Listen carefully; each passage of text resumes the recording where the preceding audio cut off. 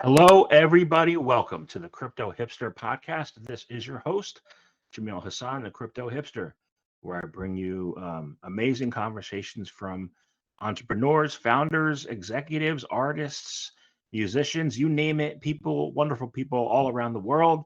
And today I have an amazing guest, as usual, an amazing guest. And his name is Sean Lee, and he is the founder of the Odyssey Network. Sean, welcome. Thank you for having me on the show, Jamal. Good to be here. You're very, very welcome. So let's kick things off. And the first question I'll ask you is, what is your background, and is it a logical background for what you're doing now? Well, I think logical is up to the minds of whoever that's looking at it from a chronological perspective. I'd say always one thing always leads to one and another, so there's always going to be some correlation. But I think my career, my background certainly leads well into kind of this evolution of blockchain and crypto and doing what I do now. Prior to getting into this space, I actually spent about 10 to 15 years in the distributed computing and data center cloud computing space.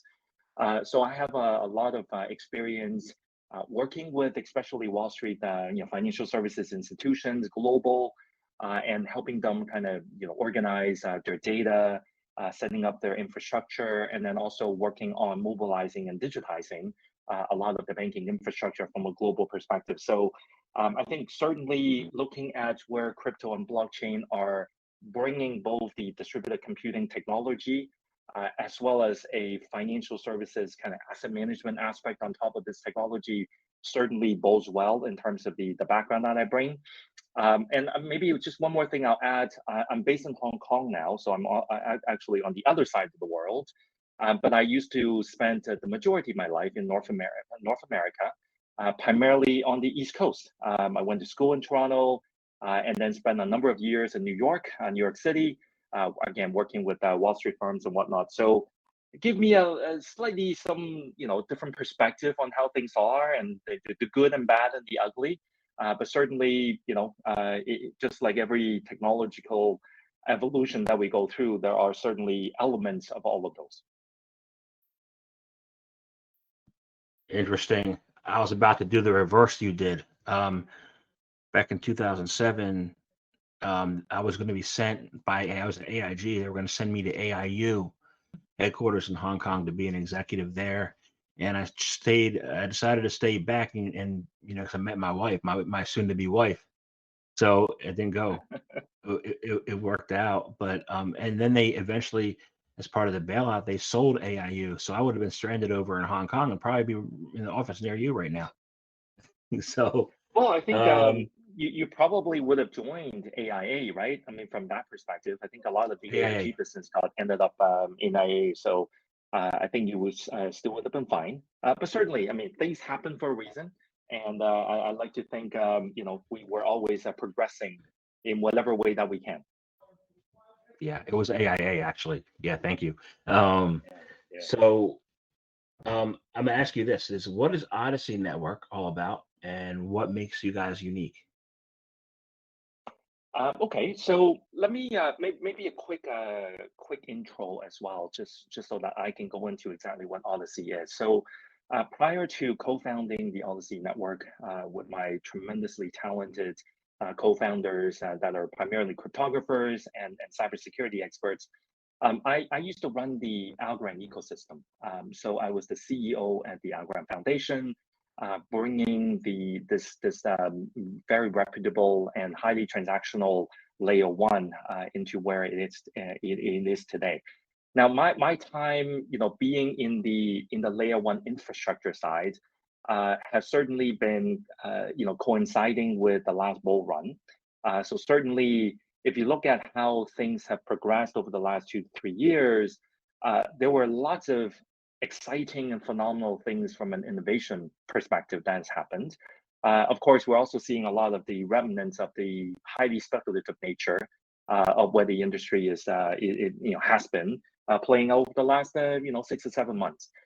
So I think a lot of that experience have led me and my co-founders to look at kind of the blockchain industry, the crypto industry, and the broader digital asset industry in a slightly different route.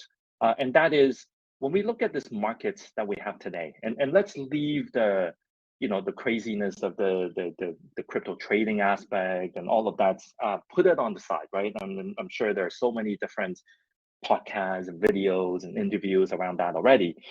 The crux of the problem though is that, and not unlike what I saw in the cloud computing space before I got into crypto and blockchain, is that you have a lot of fragmentation. So what do I mean by that? You have a lot of different ecosystems, Ethereum, Bitcoin, right? Avalanche, Solana, Algorand, and so on and so forth. All of them bring various different type of capabilities that may differ from one another, but mostly it's around speed and feeds. It's about decentralization, security, and so on and so forth. Now, what has happened over the last few years is that a lot of these ecosystems have further developed. There are now developers building on top of them, applications and assets being created.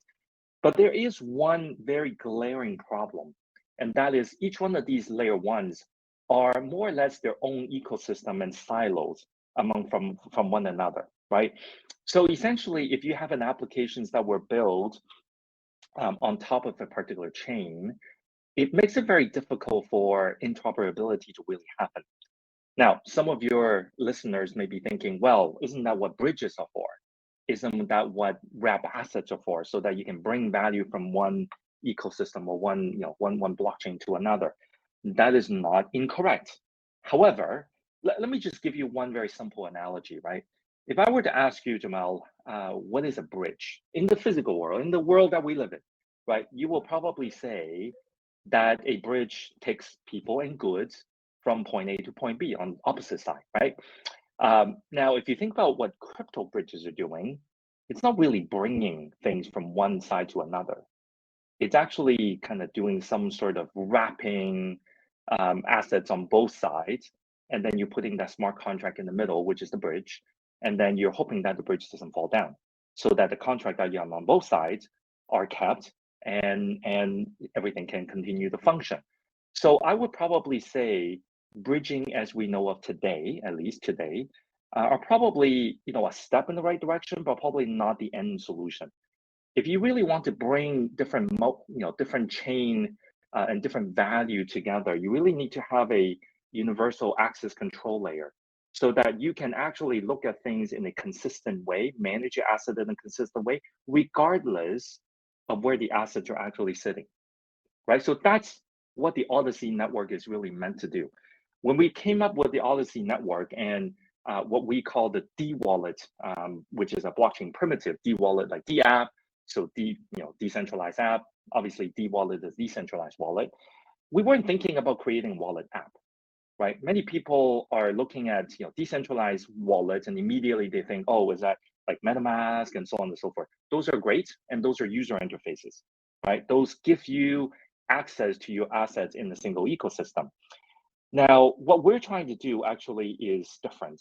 What we're thinking is, what if you can have a wallet that lives on chain in a completely decentralized manner that allows you to be able to sign transaction on any chain, not just our own chain, any chain, where you can set policy on this wallet, policy like access control, spending limits, whitelisting, the very simple things that you and I know of, and even things like Google Doc, right? Who can view, who can edit, who can delete. Why can't we do that in digital asset in a completely decentralized manner on a wallet, right? And then lastly, this wallet, because it lives on chain, you can also transfer ownership of the wallet itself. Now, what exactly does that mean? That means for the first time ever, if you are, let's say, an NFT holder, and you're collecting NFT of a particular type of artifacts from different ecosystems, for the first time ever, you now have an on-chain wallet that is not controlled by any centralized entity, where you can connect it to pretty much any interface, and you'll be able to manage those NFTs or those assets in a completely transparent way. Also, if there's whatever reason where you want to potentially sell, let's say, your entire portfolio of assets, again, multi-chain assets, not a single chain, you can now actually transfer assets as a collection, as a portfolio, rather than asset by asset, which is how things are done today. So it completely changes the paradigm in terms of how people are thinking about digital assets right now. When we look at digital assets, we look at it asset by asset on a single ecosystem. And when we need to transact, we transact on that ecosystem, or we put it onto a marketplace that's built on top of that ecosystem so that we can transact.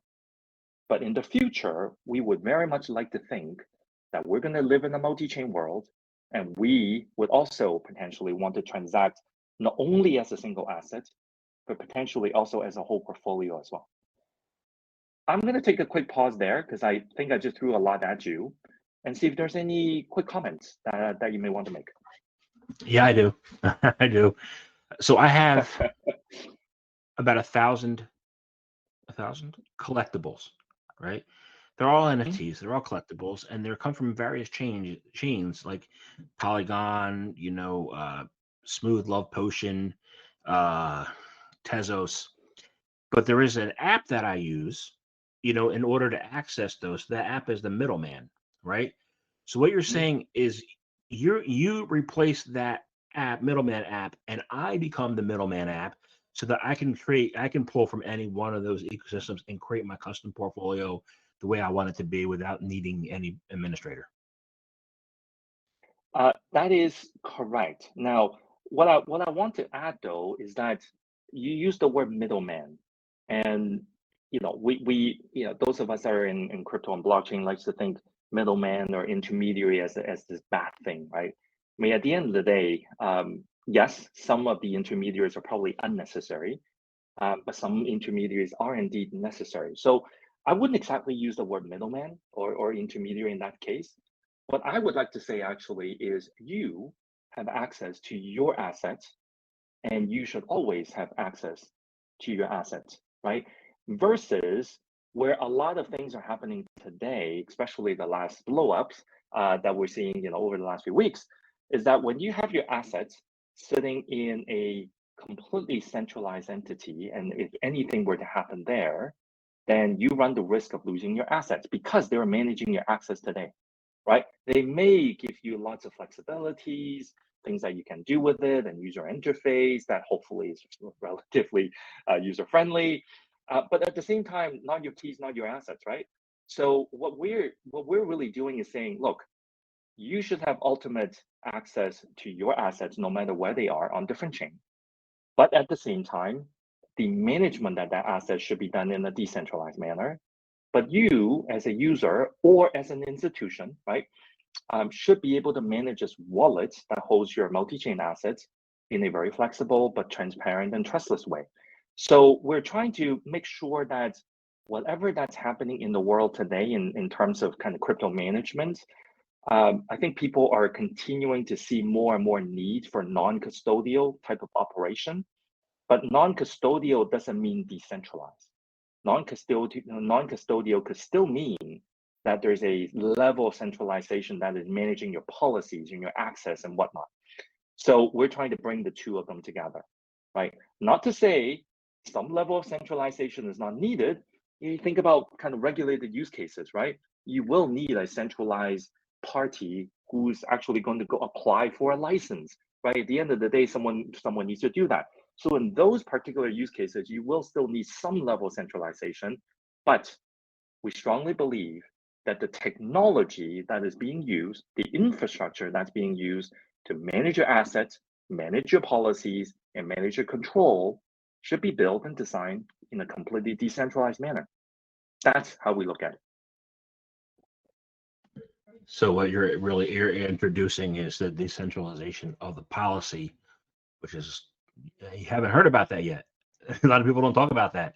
So that's kind of like what people think that's what a DAO does. Well, people think that's what a DAO does, but let's talk about DAOs for a little bit, right? Because DAOs obviously is another use case that we see as very applicable towards the Odyssey network, or to be built on top of the Odyssey network. You think about most DAOs today, right?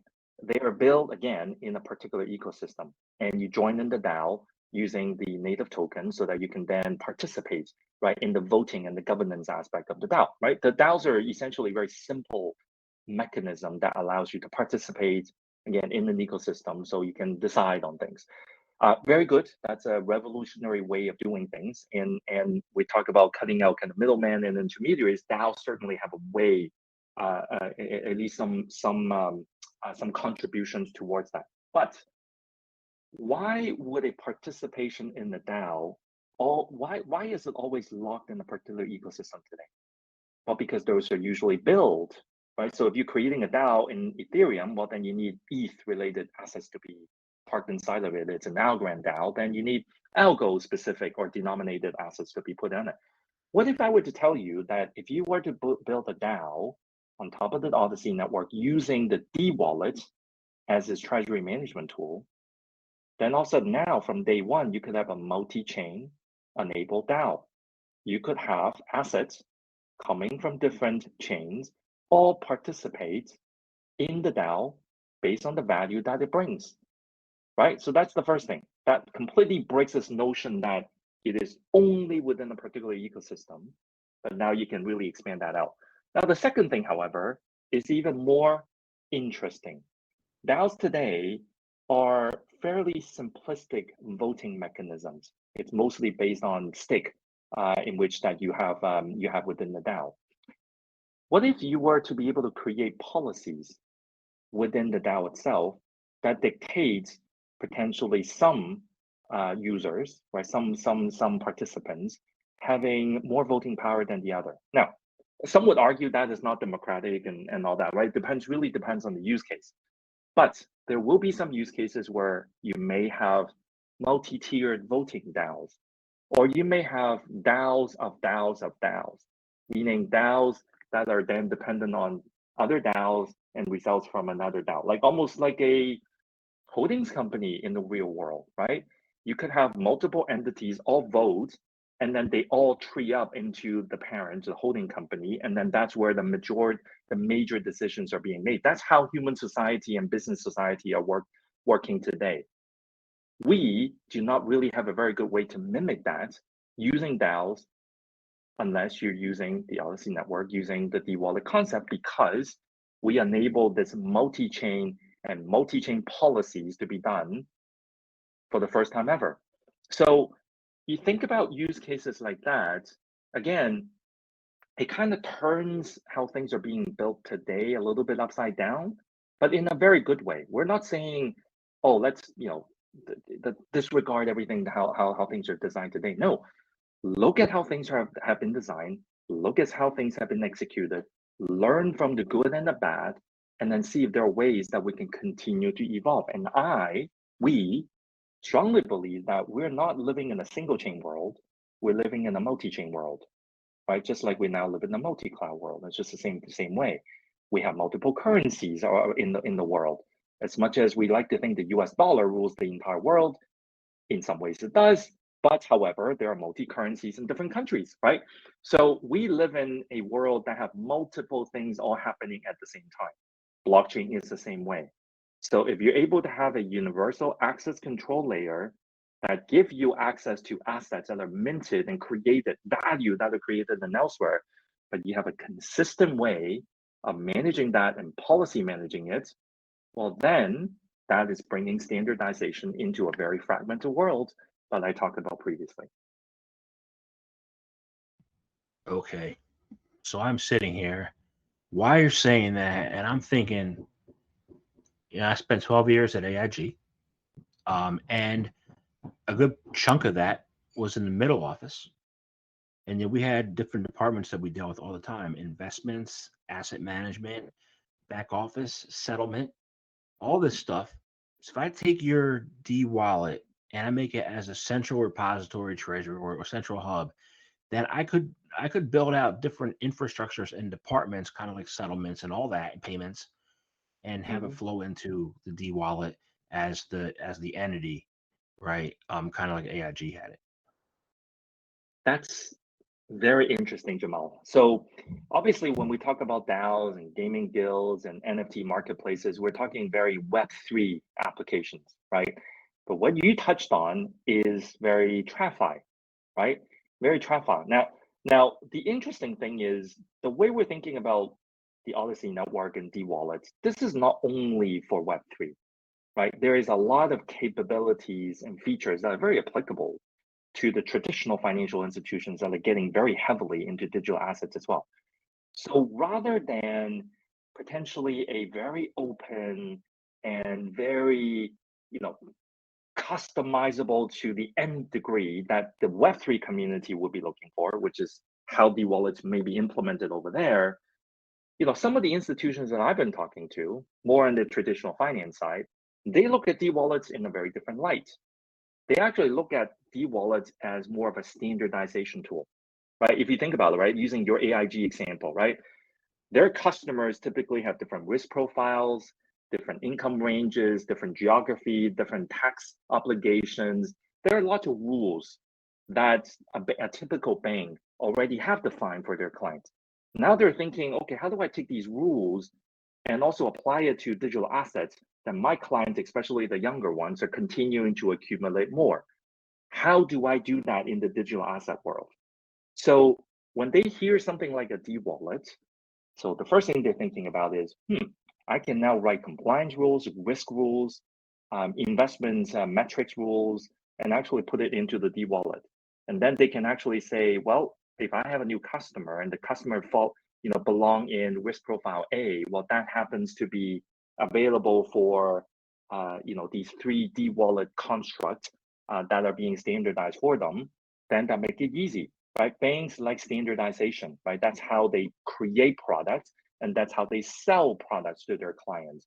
So d-Wallet actually becomes a very, very good structure and tool that they can actually now build digital asset products around. And that makes it easier not only for them to risk manage the digital asset portfolio for their clients, but also more importantly, it makes it a lot easier for their sales team to actually go sell these as well. Because they're not selling things as if it's this wild, wild west out there. They're actually putting structure, regulatory compliance into these products that they're selling. They just happen to be digital asset products. So that's why when we design the d-Wallet, this isn't just a hey, it's a Web3 decent. We can only work with decentralized applications. No, we can certainly do that, obviously, because we're built from day one to be completely decentralized. But then at the same time, there are a lot of functionalities that are very applicable in the regulated world. So we like to be able to think that with the potential and the possibilities that we're creating, we'll be able to work with partners across the entire spectrum and hopefully help and contribute our part in pushing this whole industry towards the next phase. That makes a lot of sense. Um, what have been some of your the feedback you've had in your conversations with these traditional institutions? Have they been receptive and positive? How have they gone? So I would say when I started having these conversations with them probably about 3 months ago, it went from highly curious into now, 3 months later, especially given what happened the last few weeks, very, very interested, right? I think a lot of their clients are asking for non-custodial wallets, right? Even though many of their clients may not even understand what non-custodial really means. But everybody is like, oh my God, if I've got my assets sitting somewhere, I don't have the keys and someone else is managing for me, that may be dangerous. So what are you going to be able to do for me, right? So that's a very common question that a lot of them are getting. But I think that's only the question on the surface, and that's mostly reactive immediately to what has happened the last few weeks. More so, what they are increasingly getting is they're still seeing interest in digital assets. Now, you notice I didn't say crypto, right? Crypto is only one aspect of digital assets. There are also things like tokenized assets, real estate and art and music. And there's a lot of things that now continue to be tokenized, carbon credits even, right?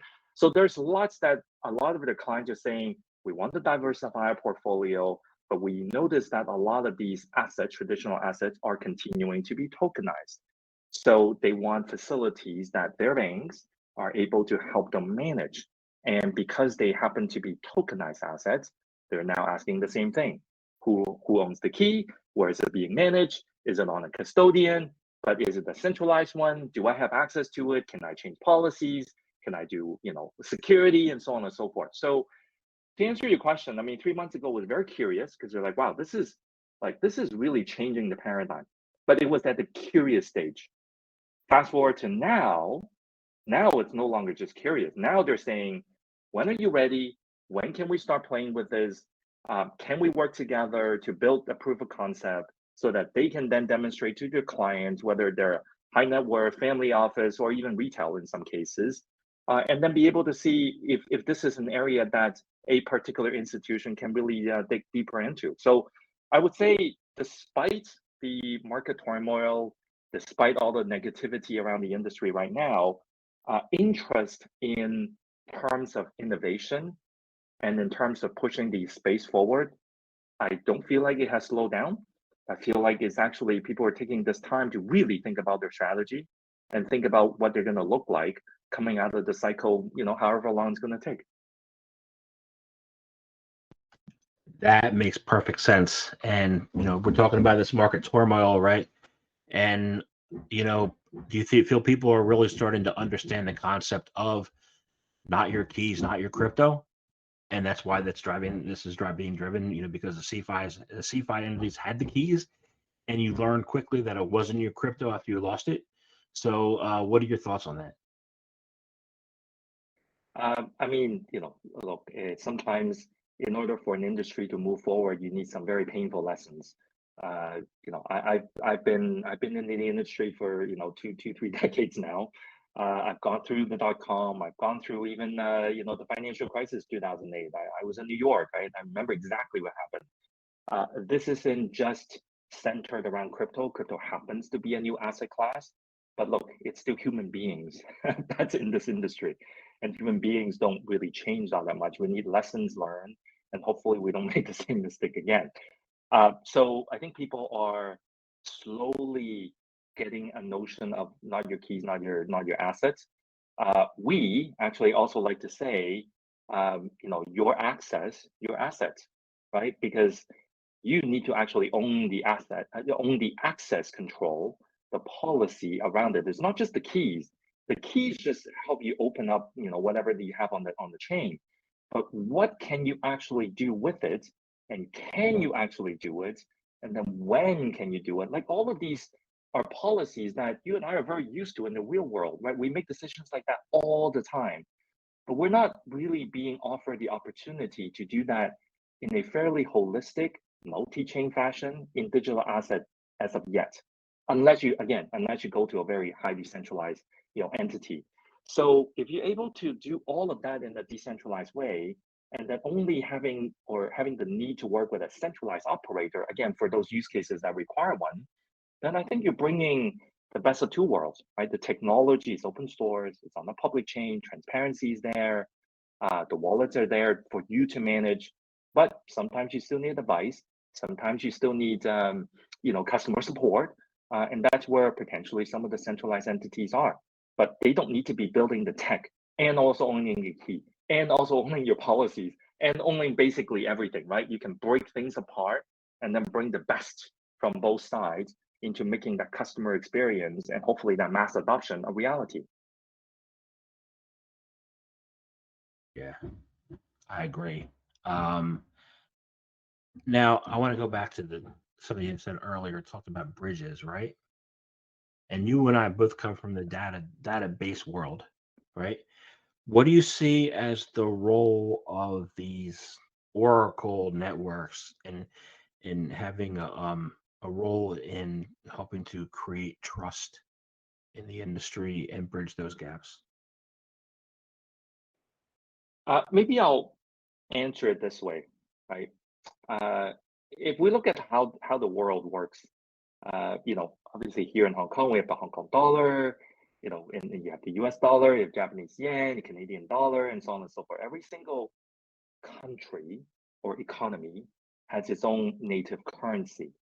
These currency require some standardized ways to value where they are against each other. Otherwise, you can always, you can say your currency is valued at whatever, but like, who's actually going to go buy into that? There has to be some industry recognized, market driven way to value things in a hopefully very transparent manner. Now, the reason I'm saying that is every chain has its native token and many other tokens minted on top of it. You do need services like oracles to be able to value where they are, and again bring some consistency around how each one of these are being valued, and especially from a perspective of transfer of value. Obviously that becomes very, very critical. So I think Oracle services, will continue to be there. Oracle services probably needs a little bit more consolidation, to be honest, because you do see a lot of discrepancies being offered from one ecosystem to another. So some level of standardization is very much needed. But on the bridging side, again, just kind of going back to your roots and my roots, right? Like I look at bridges and I'm like, well, 20 years ago we call that EDI, right? Electronic data interchange, right? You have A system, B system, 3 system, they're all proprietaries, and you need to exchange data from one another. You need to build these EDI, right? And then very quickly they become completely unmanageable because there's different versions of the same system that also need different version of the EDI chain, the interchange that you're building. Sorry, I don't want to make myself sound very old, but that's the world I come from, right?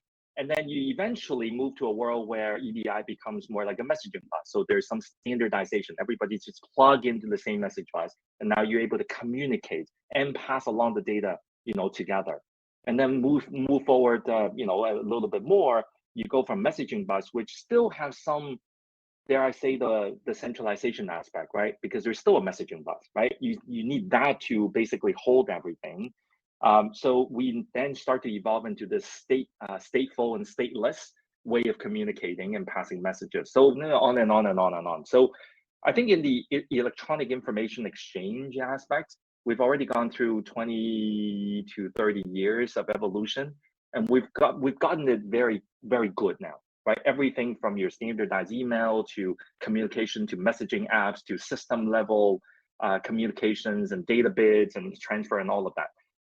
In blockchain, we haven't really gone through that yet, right? We're still in the infancy of passing both messages or communication and value from one chain to another, one ecosystem to another. And I think Bridges is like version 1.0 in regards to our way of doing that today. The 1.0 is needed before you can get to 2.0 and 3.0 and 4.0. So I'm not here to say bridges are bad. I'm just saying this is just the beginning phases of how some of these things are being done. We need to also make sure that the way how bridges are built have some standardized notion to it, some consistency. We also need to make sure that these bridges, when they're rolled out, they're not just rolled out for the sake of getting rolled out. They're also getting rolled out with some security audits and some very specific, cyber kind of notion in mind, so that they don't fail as much as they do today. So it is growing pain for a new industry and a new paradigm on doing things. It is not easy, but it's a necessary step. So in time, once we have more standardization around how price discoveries are being done, and how Oracle services from different ecosystems need to really talk to each other, and then how bridging from one application to another or one chain to another are starting to be more standardized, then I think we're going to get to that point where people feel more comfortable exchanging value from one to another. Like we're starting to see some innovation in that space, but we're not really there yet. And what Odyssey is solving isn't that entire picture, right? We don't claim to do that at all. But at least we want to solve that problem where even from an access perspective, it's very fragmented. So we can start to bring that access control together, make it very standardized, make it very templated from that perspective, then at least that's one aspect of doing it. And then there needs to be other technology and innovation and capabilities from other founders and other projects, so we can really bring all of these together in a, as we come out of this cycle. Sounds good to me. I asked that because it's a new concept. People haven't talked about it yet. You're the first person that's talking about it, and you have been working in stealth mode, right, for a while. So I mean, when I build stuff, I build it publicly. I write books and I do podcasts, right? So I don't have Right. that stealth lesson. What lessons have you learned by being in stealth that have helped you grow not just your business the right way, but your leadership? So I'd say this, right? We have been in stealth, but we also haven't really been in stealth. So let me kind of qualify that a little bit. When our team got together in the beginning, obviously we knew this was a revolutionary idea, and we needed a lot of contribution for other, yeah, bright-minded individuals and organizations, so that we can really fill in fill in a lot of the capabilities and the theory and the design of what we need to do. So a lot of those were obviously done in the mode where we wanted to ensure that the idea is sound, the idea makes sense, and also not only the idea, the application of this idea is actually realistic, right? Ideas are easy to come up with. Anyone can come up with new ideas, but whether the idea can actually be implemented in a way that makes sense and solve existing problems, that takes some experience and obviously some know-how. So we reach out to a lot of folks. I would certainly say at that point we were certainly in stealth mode. One, we don't want to embarrass ourselves, right? If this idea makes sense, we want to make sure we get validation, right? From the academic world, from the research world, from the business world, and from the industry players. So we wanted to do that. Now, ever since we done enough of our research and we came together and we said, look, this is something that is really worth digging into, we started working on our light paper. And we published our light paper about 3 months into our project. And it's been publicly available on our websites. We've been sharing it with investors. We've been sharing it with the broader community. Lots of people have read it. And we've been getting lots of feedback as well. Now, I think from that perspective, I wouldn't say we're still in stealth. At least our idea, our concept, our design, and our thinking of how to implement it is all in the paper. This is not a 6 to 7 page light paper. I know we called it a light paper, but we went a little bit over the board, and I think we had 35 pages or whatever with diagrams and use cases and everything else around it. We wanted to add enough narrative and content in there so people can really understand what we're trying to do, right? This is a new idea. This is a new way of doing things.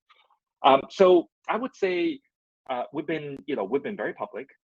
We've been talking to a lot of folks. Like I said, we talked to partners, we talked to various different builders, and we've been getting tremendous amount of positiveness towards what we're thinking about, and especially given what has happened in the last few weeks, we're getting even more inquiries now on what are we doing, how do they work with us, and then, of course, more importantly, when are we going to be available so they can start building on top? And I think that's obviously the key focus for our team right now is to make sure the research is done properly, the security is done properly, so that when we are ready to go, we've got a product, a chain, an interface, and an infrastructure that people can really depend on. And then they can really run their imagination wild to think about this new paradigm shift and realistically what the next generation of a DEX would look like.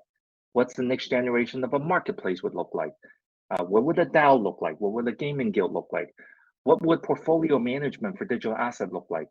What about custodian solutions? Like, what would all of those look like when you are multi-chain from day one with access control done on chain in a decentralized manner? What would that look like? So that's what we're working on today.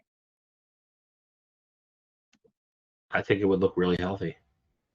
you know, awesome, awesome. So I want to thank you very much for your time today. This has been a wonderful conversation. I really like talking to you. And I have really, really one last question is this: how can people find out more information about you, about Odyssey, about your work? How can they do any of that? Thank you for asking that, and I really appreciate it. Obviously, part of our job now is not only to build the technology, but also create this narrative to attract more people to really come and build it with us, right? So that's very, very important. As I mentioned, our website and our light paper are both available publicly. Our website is Odyssey, that's ODSY.xyz. So it should be quite easy to remember. By the way, Odyssey is the first character of our names, the four co-founders. I'm the S, Sean. So we have Omer, David, Sean, and Jonathan. So that's how we came up with the Odyssey name.